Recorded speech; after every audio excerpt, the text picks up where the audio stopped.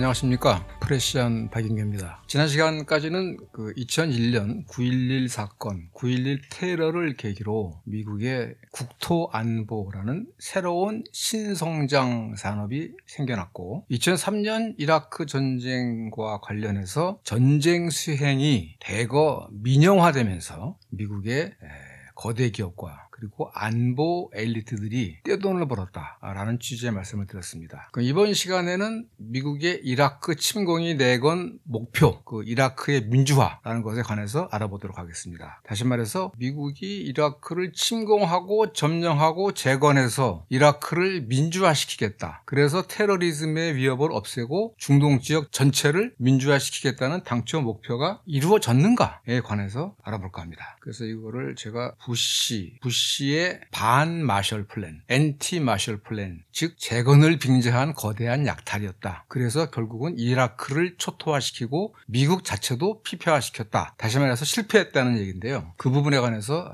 말씀드리려고 합니다. 자, 모든 전쟁은 목표가 있죠. 2003년 3월 달에 미국이 이라크를 침공할 때 내건 목표가 있습니다. 명분이라고 할 수도 있고요. 그것은 무엇이냐? 이라크의 민주주의와 시장경제를 이식해서 미국에 대한 테러 위협을 제거하는 한편 이라크는 물론 중동 전체를 민주화시키겠다. 즉 이슬람 세계에는 이 민주주의와 시장경제 이런 게 없기 때문에 미국의 자유와 번영을 시샘하는 자들이 9.11 테러라는 엄청난 일을 저질렀다. 따라서 우리는 이라크에 들어가서 이라크의 민주주의와 시장경제라는 미국식 자유민주주의 체제를 이식시켜서 이라크라는 나라를 변모시키는 한편 그 체제를 중동 전역에 퍼뜨리겠다. 그렇게 해서 미국에 대한 테러 위협을 제거하는 한편 전 세계가 미국식 자유민주주의의 혜택을 누리도록 하겠다. 이게 부시 대통령이 내건 명분이었습니다. 이른바 프리덤 어젠다라고 하죠. 자유의제, 즉 문제 지역에다가 미국식 자유를 확산시키자라는 게 이라크 침공의 어떤 슬로건 그런 거였습니다. 그러나 다 아시다시피 그 결과는 실패였습니다. 왜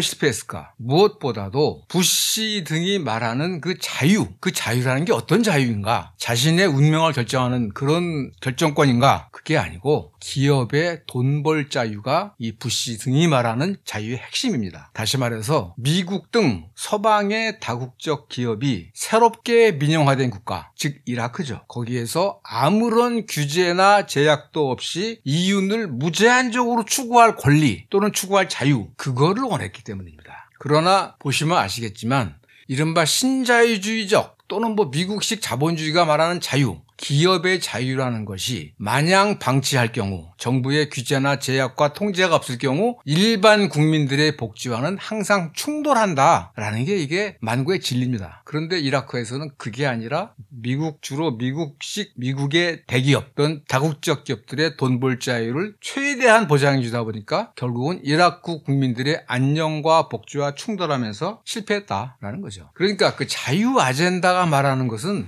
미국식 자유를 확산시킨다고 하면서 그 속내는 뭐냐면 미국 기업의 돈 벌 자유, 즉 미국 기업의 경제적 지배 영역을 넓히는 거였어요. 그 미국식 경제 지배의 영역은 80년대에 중남미 외채 위기를 계기로 중남미 전체에 대해서 미국식 자본이 진출할 수 있는 길을 열었고 냉전 종식 이후에는 러시아나 폴란드, 체코 같은 이런 동유럽 국가에 미국식 그 자본주의 체제를 이식시켰고 97년도에 동아시아 외환 위기가 생기니까 동아시아 국가들이 같은 자본주의 국가이긴 하지만 자국 내 국민들의 안녕과 복지를 위해 외국 자본의 활동을 일정하게 제약을 했거든요. 근데 그 부분의 장애들을 다 무너뜨림으로써 미국의 자본이 동아시아에 마구 들어올 수 있는 길을 열었어요. 그러다 보니까 아프리카는 주로 또 유럽 자본이 들어가 있었고 이런 전 세계적인 자본의 활동, 자본의 운동에서 가장 침투를 못했던 곳, 그곳이 바로 중동 지역입니다. 주로 사회주의 또는 민족주의, 아랍 민족주의 이런 것 때문에 서방 자본이 마음대로 활동 못했던 데요. 그것을 9.11 테러를 계기로 이라크부터 시작해서 전부 다 바꾸겠다. 즉 중동 지역을 미국 자본의 활동 영역으로 편입시키겠다. 미국의 경제적 지배 아래에 넣겠다. 라고 하는 게 사실은 미국의 속내였던 겁니다. 이런 미국의 속내를 이라크 전쟁이 이른바 공식적으로 끝났다라고 하는 게 2003년 5월 1일이죠. 부시 대통령이 미국 그 항공모함에 올라가서 미션 어컴플리스트, 그러니까 임무 완수라고 했는데, 그로부터 한 일주일 정도 지난 5월 9일인가에 이런 말을 합니다. 부시 대통령이 앞으로 10년 내에 미국과 중동 간의 자유무역지대를 창설하겠다. 그러니까 미국과 중동 지역 간의 뭐 재화와 서비스가 아무런 뭐 관세니 무슨 규제니 없이 왔다 갔다 할 수 있도록 만들겠다. 이 말은 경제적으로 압도적으로 우위인 미국이 중동 전체를 자신의 경제 지배 영역으로 만들겠다는 거죠. 그런 계획까지 세웠어요, 사실. 그리고 그 프로젝트의 책임자가 딕 체니 부통령의 딸인 리즈 체니였다고 그래요. 리즈 체니가 이 러시아에 대한 충격요법, 러시아 경제를 민영화할 때도 활동을 했다고 그러던데, 하여튼 그런 계획을 발표했고, 2003년 9월 달에 유엔 총회 연설에서는 이라크 재건을 언급하면서 이게 마셜 플랜, 즉 2차 대전 이후 유럽 경제를 부흥시키기 위한 마셜 플랜 이후 최대의 경제 재건 작업이다 라고 이제 자랑을 했어요. 그러니까 마셜 플랜을 통해서 어쨌든 유럽 국가들은 자유와 번영을 되찾았으니까요. 그런데 이미 제가 결론을 말씀드렸습니다만, 이러한 이라크 재건을 통한 이라크에 대한 민주주의와 시장경제의 확산이라는 작업은 처참하게 실패했습니다. 왜 실패했는가? 크게 보면 두 가지입니다. 첫째, 이라크인들이 그런 재건 작업에 정치적으로 경제적으로 참여할 수 없었어요. 그러니까 첫째는 뭐냐면 이라크인들의 정치적 결정권을 주지 않았습니다. 즉 원래는 자유를 주겠다고 그랬는데 자유선거 자체를 막았습니다. 왜냐하면 미국이 자신의 의지를 관철시켜야 하기 때문에. 그 다음에 재건 작업에 이라크인들이 거의 참여를 못했습니다. 이라크에도 나름대로 그동안 경제활동을 해온 뭐 국영기업이 됐든 뭐 이라크 국민이 됐건 뭐 노동자든 기업이든 있는데 거의 참여를 안 시켰습니다. 미국식 미국의 다국적 기업들이 심지어는 외국에서 노동자를 데려와서 재건 작업을 했는데 그것도 순전히 엉터리로 했습니다. 우선 중요한 것은 결국은 이 주권이라는 게 중요한 것인데, 이 말하자면 이라크 재건을 주도한 사람이 사실 한 1년 남짓 주도하다가 이제 쫓겨나다시피 했는데요. 폴 브레머라는 사람이에요. 2003년 5월 7일. 그러니까 이라크를 해방시키고 얼마 안 돼서죠. 원래는 이제 제이 가너라는 장군이 이제 이라크 민정장관, 그러니까 이라크 전체의 행정 수반이에요, 사실상. 그런데 이 사람은 이제 워낙 신중한 사람이라 뭐 한 달도 안 돼서 교체가 됐고, 이제 폴 브레머라는 사람이 이라크 임시 행정처 코에일리션스 프로비저널 어서리티라고 하는데, 이게 말하자면 이제 이라크 전체의 행정을 책임지는 자리예요. 그러니까 뭐 이라크 총독이라고 할 수도 있고 뭐 민정장관이라고 할 수도 있는데, 이 사람이 5월 7일 날 이라크에 부임합니다. 그런데 이 사람의 전력을 좀 봐야 되는데, 1973년도에 칠레에 쿠데타가 나면서 신자유주의 경제가 이라크, 이 남미에, 칠레를 비롯한 남미에 강제적으로 이식될 때, 그때 키신저의 보좌관이었던 사람이 이 폴 브레머예요. 이 폴 브레머라는 사람은 그 뒤에도 그런 경력을 이용해서 2001년 9.11 테러가 일어날 당시 그 테러를 당한 세계무역센터에 입주해 있던 마시 앤 맥클레넌이란 보험회사의 CEO였어요. 근데 뭐 이제 다치진 않았죠. 근데 어쨌든 그때 9.11 테러가 나는 걸 보면서 정확하게 한 달 뒤인 10월 11일 날 자기가 새로운 회사를 만들어요. 그게 CCP라는 건데, Crisis Consulting Practice, 그러니까 위기 대비 자문그룹 뭐 이런 거예요. 이 회사가 하는 일이 뭐냐면 테러리스트의 공격으로부터 다국적 기업을 보호하려면 어떤 조치를 해야 되는가, 이거를 컨설팅 해주는 기업이에요. 그러니까 정말 어떻게 보면 국토안보산업의 그 가능성을 일찍부터 알아보고 뛰어든 거죠. 재난자본주의자의 뭐 선구자다 이런 말도 하는데, 어쨌든 이 사람은 재난을 이용해서 어떻게 하면 돈을 벌 것인가를 잘 아는 사람이에요. 이 사람이 5월 7일 날 이라크에 부임을 했고, 정치와 경제 부분에서 두 가지 말하자면 결정을 내렸는데, 아까 말씀드린 것처럼 중요한 것은 정치적 자결권을 부정한 거예요. 사실은 이제 미국이 이라크에 대해서 자유와 번영을 주겠다고 했기 때문에 4월 달에 이제 바그다드에 입성한 다음에 이라크 전체에서 자유선거 붐이 일어났어요. 그러니까 지역 차원에서 이제 선거를 해가지고 우리가 말하자면 이제 아래로부터 결정을 하자. 그래서 이제 뭐 자발적인 자유선거 붐이 마구 일어났습니다. 그리고 실제로 폴 브레머도 자유선거를 허용하겠다고 했어요. 근데 와서 보니까 이게 미국하고 너무 생각들이 다른 거야. 이라크라는 나라는 통제 국가고 사회주의 국가예요. 그리고 대부분의 경제생활이 선거들이 국가가 주도해왔던 거예요. 그러니까 거기에다 익숙해져 있어요. 근데 이 자유선거를 허용하게 되면 미국식 신자유주의를 이식하는 게 엄청난 저항을 받겠구나 해서 6월 달에 이미 자유선거가 시행되고 있는, 자발적으로 시행되고 있는 지역까지 포함해서 선거를 안 한다. 그리고 이제 헌법의회를 비롯해서 뭐 지역의회까지 구성원들을 미군, 말하자면 폴 브레머 자신이 임명을 합니다. 그러니까 쉽게 말하면 꼭두각시들을 앉힌 거죠. 그러니까 처음에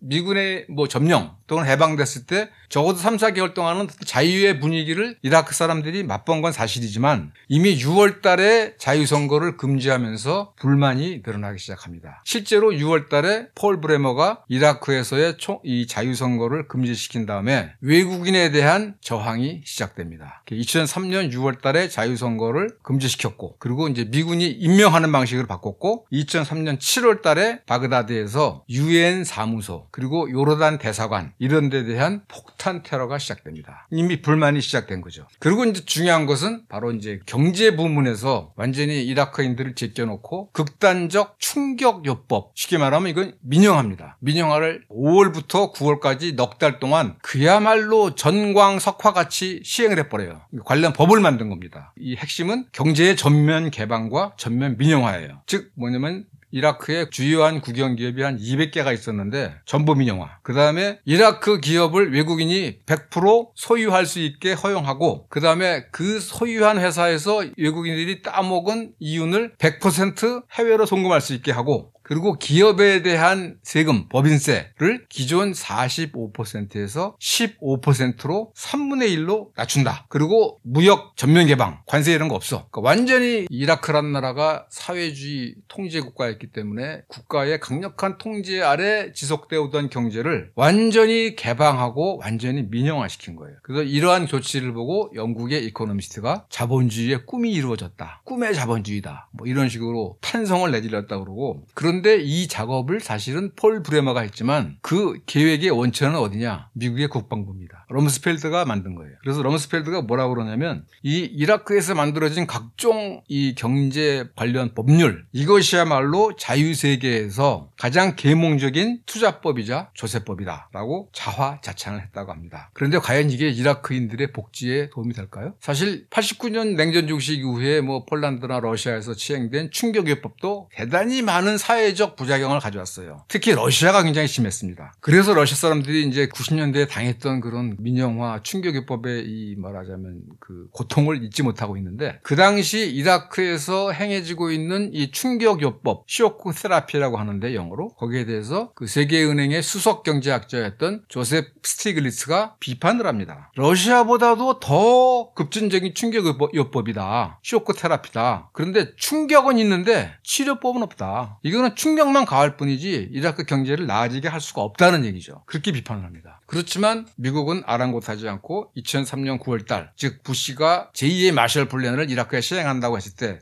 바로 그때인데, 러시아 및 동유럽에 있는 고위급 경제 관료들을 바그다드로 불러가지고 이라크의 미래에 관한 회의를 엽니다. 쉽게 말하면 동유럽 국가들도 미국식 이 충격요법에 의해서 미국식 경제를 바뀌는 경험이 있으니까 너희들 경험을 이라크에 전수해라. 뭐 그런 얘기예요. 그 당시 러시아에서 그 충격요법을 시행했던 뭐 예고르 가이다르 이런 사람도 왔습니다. 그런데 그 당시에 이라크, 그러니까 2003년 9월달 당시에 이라크의 실업률이 67%예요. 그러니까 노동인구의 3명 중 2명은 실업자라는 얘기예요. 그리고 영양실조가 만연했어요. 그나마 이제 통제국가이기 때문에 에너지나 식량은 정부에서 배급제로 나눠주는데 그거로 간신히 버티고 있는데 그것마저도 삭감하려고 했던 거예요. 그리고 이제 더 큰 문제는 이런 뭐 민영화라든가 뭐 외국 기업 활동의 자유의 보장이라든가 보다 더 큰 문제는 뭐냐면 사담 후세인 정권이 이게 나쁜 거야. 아주 나쁜 놈이야. 그리고 얘네들이 했던 게 이제 바트당이라는 아랍민족주의당인데, 바트당이 몇십 년 동안 적어도 한 40년 가까이 이라크를 통치해왔는데 말하자면 독일의 나치 같은 거야. 그래서 바트당을 해체해버립니다. 그런데 바트당의 구성원들은 누구냐면 군인,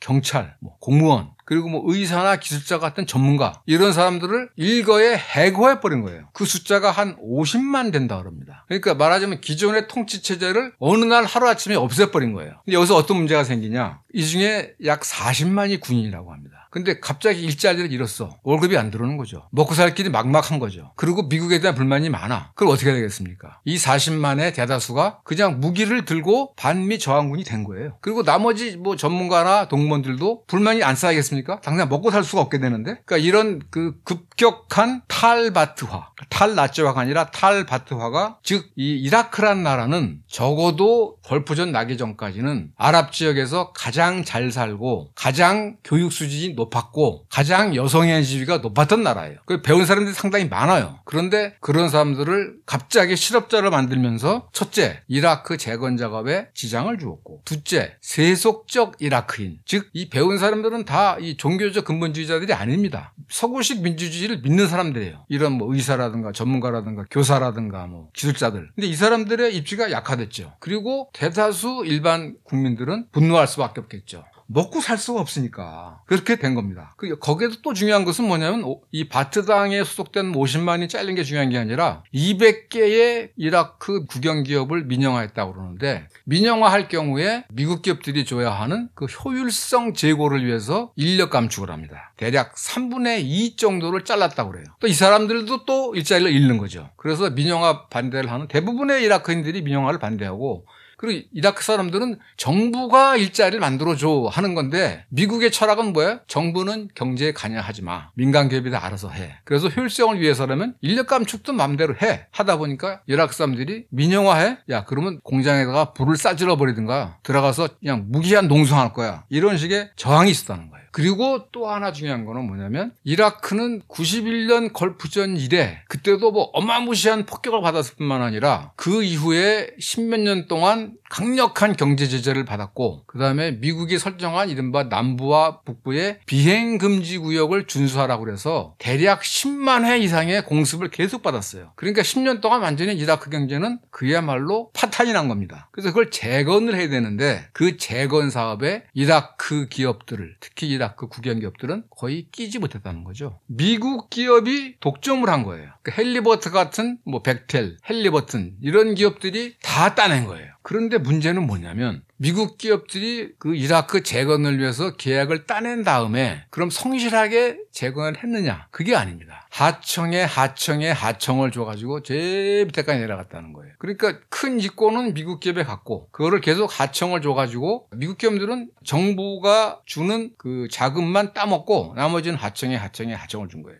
그 쇼크 독트린이라는 책을 쓴 나오미 클라인이 2004년 4월 달에 이라크의 한 소아과 병원에 가봤답니다. 그 재건을 했다. 미국계 기업이 재건 작업을 맡아가지고 재건한다고 하는 병원에 가봤는데, 이건 뭐 수돗물도 안 나고 완전히 개판 일버전이 됐더라는 거예요. 그런데 그걸 고칠 수 있는 사람은 네 번째 하청업자인데 이라크 사람이에요. 그런데 자기 신발도 없을 정도로 가난한 사람이었다고 그래요. 그러니까 그 사람들이 어떻게 그걸 고치겠습니까? 그러니까 완전히 돈만 따먹고 재건은 안 한 겁니다. 이 당시에 이라크계 미국인, 그러니까 이라크 사람인데 미국 가서 사업하는 사람들이 있어요. 그런 사람들이 자기도 한번 재건 사업에 껴볼까 해서 이라크에 와서 그 실상을 보고 나서는 이렇게 말했다고 합니다. 2004년도 4월달 이후로 이 반미 무장 저항이 세졌는데, 테러리즘과 치안이 악화된 가장 큰 원인은 바로 경제다. 뭐 이 일자리 다 뺏기고 정부 보조금 다 없애고 그다음에 재건잡에 끼워주지 않고 이라크 국민들이 먹고 살 수 있는 일이 없다 보니까 그 분노가 결국은 무장 저항으로 나아간 것이다 라고 얘기했다는 겁니다.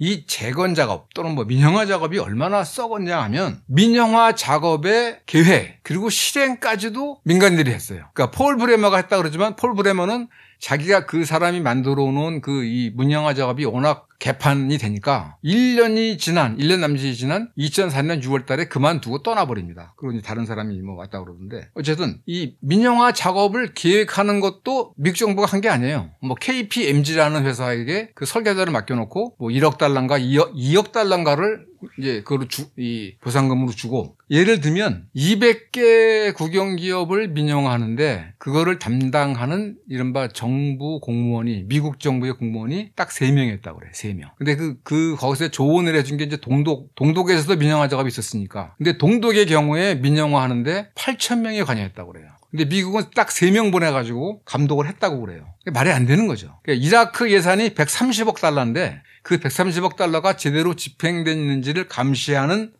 미국 측 공무원들이 있어요. 20대 여성이네요. 그래요. 근데 얘가 왜 왔냐? 공화당원, 열성공화당원이다. 그리고 헤리티지재단 같은 정부와 연줄이 있는 그런 애들이 와가지고 엄청난 작업들을 젊은 것들이 와서 이제 마구 해먹은 거예요. 이게 동아시아 외환위기 때 미국이 동아시아 국가들에 대해서 정실 자본주의다. 연줄로 뭘 해먹지 않냐라고 했는데 오히려 미국이 같은 짓을 이라크에서 했다는 겁니다. 그리고 이라크 재건 사업이 미국 기업들에게는 대단한 노다지였는데 엄청난 대박의 기회였는데 그 이유가 뭐냐면 재건을 계획하고 실행하는데 이라크 사람들이 원천적으로 배제됐기 때문이에요. 하여튼 이라크 재건 과정에서 참여한 미국이 주도하는 이라크 재건 과정에 참여한 이라크 사람들이 15,000명밖에 안 된대요. 2,500만 국민 중에서. 헨리버튼의 직원들이 이라크 재건을 위해서 파견한 직원이 5만 명인데 이라크 국민들은 15,000명밖에 참여 못했고 그 CPA 연합군 임시행정처 직원도 15,000명이었다고 그래요. 그러니까 거의 모든 것을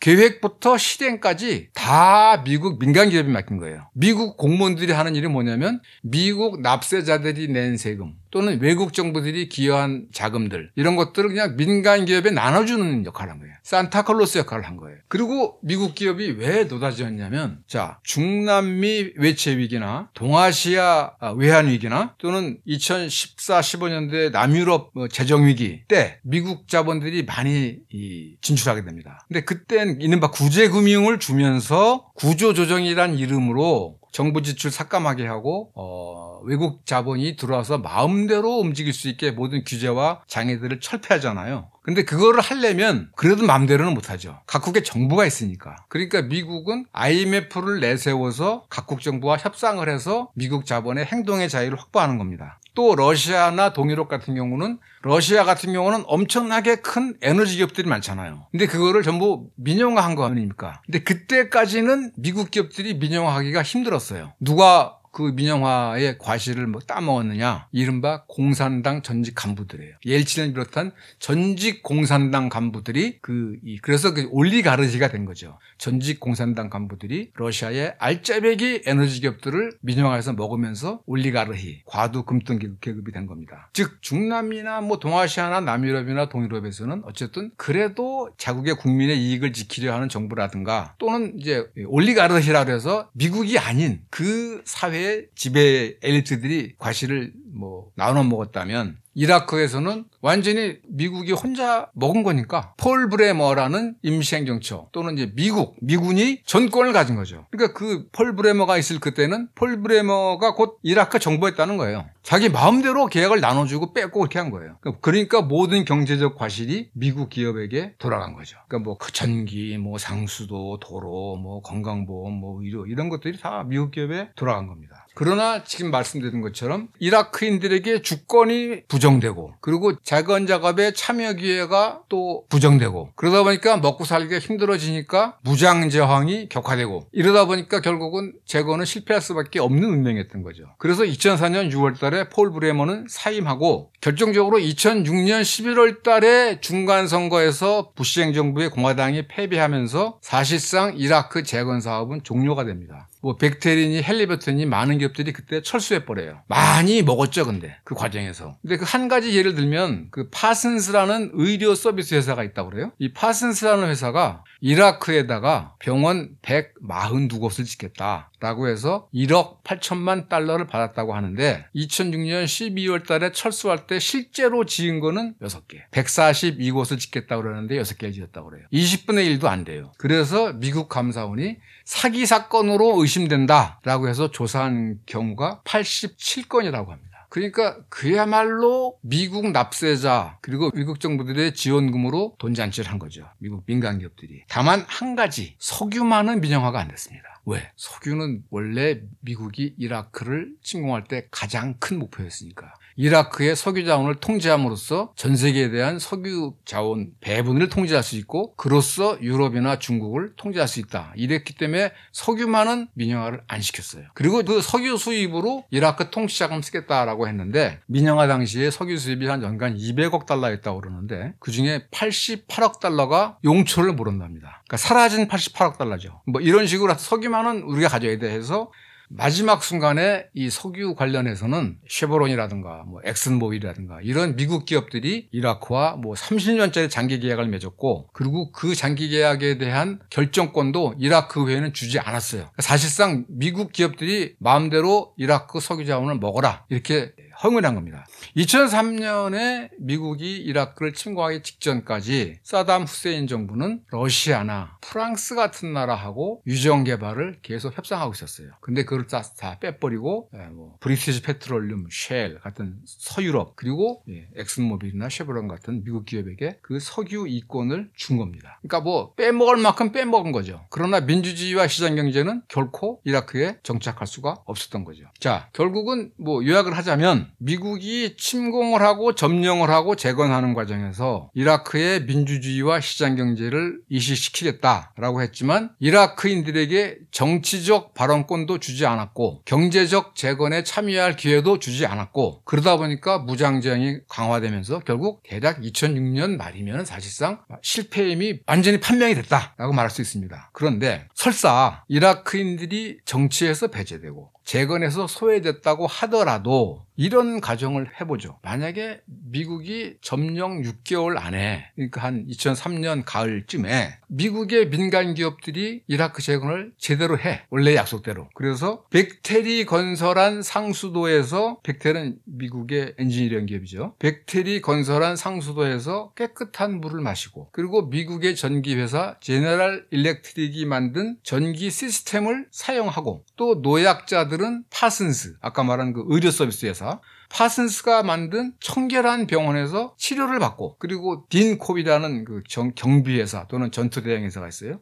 딘콥에서 훈련받은 경찰들이 거리를 순찰하면서 치안을 확보했다고 생각을 해봅시다. 그렇다면 이라크인들에게 정치적 발언권이나 경제적 기회가 박탈됐다고 하더라도 일상생활에서 어떤 안녕과 복지가 이루어졌다고 한다면 대다수, 전부는 아니겠지만 대다수 또는 상당수 이라크 시민들은 그 정치와 경제적 재건에서 배제된 분노를 극복할 수 있었겠죠. 그렇지만 그런 일은 일어나지 않았습니다. 왜? 부시, 체니, 럼스펠드의 철학은 뭐냐? 신자유주의입니다. 정부는 치안만 유지해. 법과 질서만 유지해. 나머지 돈 버는 일은 다 민간 기업한테 맡겨. 이게 이 사람들의 철학이기 때문입니다. 민간 기업의 이윤 획득이 가장 중요한 목표다. 이것 때문입니다. 즉 이라크 침공의 결과는 무엇을 보여주냐면 그 100% 순도의 신자유주의 추구라는 것이 어떤 결과를 낳는가. 이라크를 초토화시켰고 폭력을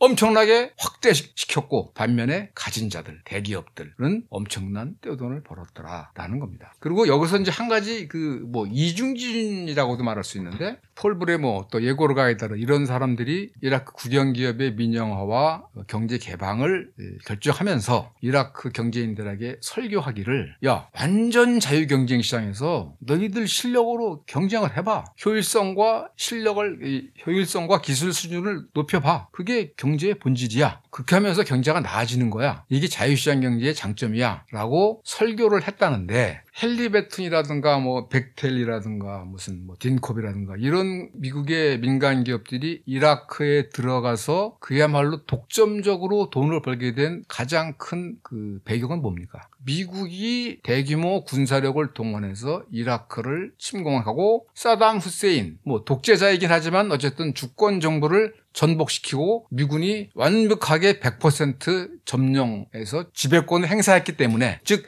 미국의 정치적 지배가 관철되는 곳이었기 때문에 미국 민간 기업들이 마음대로 가서 이윤 활동을 할 수 있었던 거죠. 그리고 그 이윤 활동의 원천은 미국 납세자들 또는 외국 정부들의 지원금이었던 거예요. 즉 다시 말해서 이것은 그러니까 2008년도 금융위기 때 나온 말이지만 기업 사회주의, 기업을 위한 뉴딜 정책이에요. 미국의 군사력이 이라크를 정복하면서 낳은 가장 큰 혜택은 뭐냐? 미국의 민간 기업들이 그야말로 떼돈을 이라크에서 벌 수 있었다라는 거죠. 이라크 기업들에게는 순전히 경제적으로 경쟁하라고 말을 했지만 실제 미국의 기업들은 미국의 군사력이라는 든든한 뒷배경이 있었기 때문에 이라크 재건 과정에서 엄청난 돈을 벌 수 있었다는 것이죠.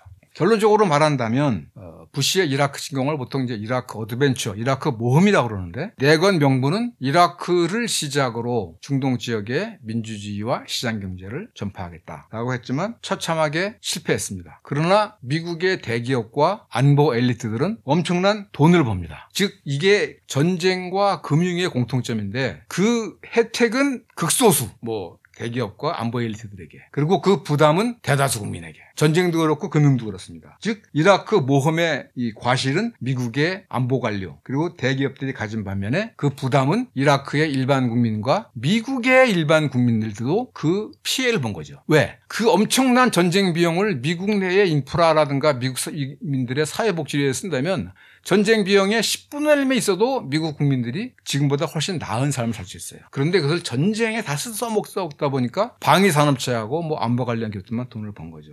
그리고 그 결과가 2008년 가을에 금융위기라는 1929년에 대공황에 못지않은 엄청난 경제 위기를 불러온 겁니다. 그 금융위기의 또 뒤처리 과정도 보면 그 금융위기를 일으킨 대기업, 대규모 금융기업들은 다 이른바 양적 완화라는 연준의 돈 풀기로 다 살아나고 오히려 시민들만, 일반 서민들만 큰 피해를 보죠. 그러니까 결국 전쟁과 금융, 특히 이제 냉전 종식 이후에 미국은 전쟁과 금융으로 국가를 이끌어가게 되는데 그 결과는 뭐냐면 극소수 정치 경제 엘리트가 그 혜택을 누리고 대다수 서민들은 그 피해를 고스란히 떠안는다. 미국도. 그리고 그게 사실은 나중에 트럼프를 대통령에 당선시키는 어떤 그 배경이 된다라고 말할 수 있겠습니다. 자, 이것으로 해서 그 이라크 전쟁에 관해서는 대략 말씀을 드렸고요. 그냥 좀 정리를 해보자면 냉전 종식 이후에 클린턴은 세계화라는 정책을 추구합니다. 전 세계를 하나의 경제권으로 만들겠다. 그래서 그 혜택을 전 세계인들에게 전해주겠다고 했지만 결론은 이제 미국의 대기업만 이득을 본 거죠. 그리고 이제 9.11 테러를 계기로 부시 행정부는 전쟁, 정복을 통해서 세계를 또 번영으로 이끌겠다라고 약속을 했지만 역시 실패합니다. 그러나 중요한 것은 그 과정에서 미국의 상위 1%, 0.1%는 계속 권력과 이윤을 확대해 왔다는 거죠. 그리고 이제